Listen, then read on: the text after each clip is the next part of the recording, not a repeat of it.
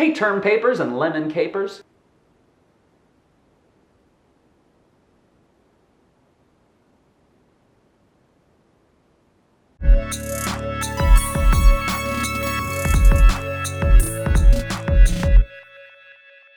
Hey everybody, my name is John and welcome to ADITW, a day in the Word, the internet's favorite Bible study. Today's a good day, friends. November 14th. It's like a top 10 day of the year. Don't ask me why. Why? Because we're in Colossians 3, that's why.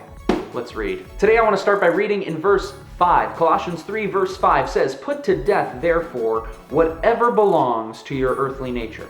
Sexual immorality, impurity, lust, evil desires, and greed, which is idolatry. Because of these, the wrath of God is coming. You used to walk in these ways, in the life you once lived. But now you must also rid yourselves of all such things as these: anger, rage, malice, slander, and filthy language from your lips. Do not lie to each other, since you have taken off your old self with its practices, and have put on the new self, which is being renewed in knowledge in the image of its creator." So last week we talked about how behavior is not what leads to a transformed life, but it is one of the natural results of a life that has been transformed. And this week we're talking about some of the behavior that we as Christians are called to leave behind when we make the decision to follow Jesus. But it's important to note that these verses, they are not just a list of rules. This isn't just don't do this and don't do that. There's something much deeper going on here. Much deeper. The point that Paul is making here is not that when you're a Christian, you just shouldn't do certain things. The point that he's making is that when you are a Christian, you're not even that old person anymore.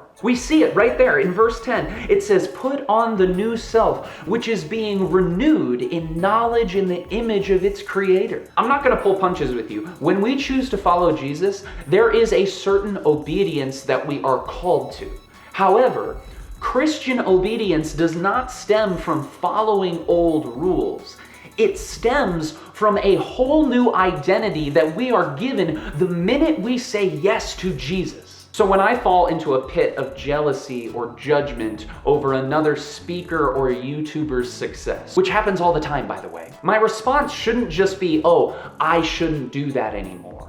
My response should actually be, "That's not even who I am anymore." There's a big difference between someone who's just trying to change their behavior and someone who is a whole new person entirely. And so our mindset when it comes to leaving sin behind should not be, "Oh, I'm a Christian now, so I shouldn't do those things anymore." Our mindset should actually be, "I'm a Christian now. Christ has given me a whole new identity, so I'm not even the type of person who would do that anymore." At its core, at its root, the gospel is not about behavioral modification.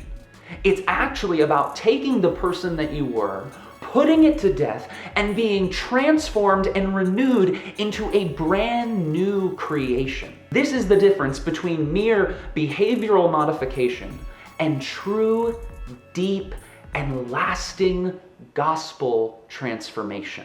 Hello friends, thank you for watching. As always, I really do appreciate it. I would love to hear what your biggest takeaway from this series, this Colossians series thus far has been. So please comment down below with what your biggest takeaway from Colossians has been thus far, whether it's been from this video or any of the previous videos. As always, a big shout out to all of our supporters on Patreon. You all make this show and this whole channel possible. A big shout out to Tyler Woody, a producer of this show. If you're interested in helping support this channel, you can visit the Patreon link in the description that is also down below.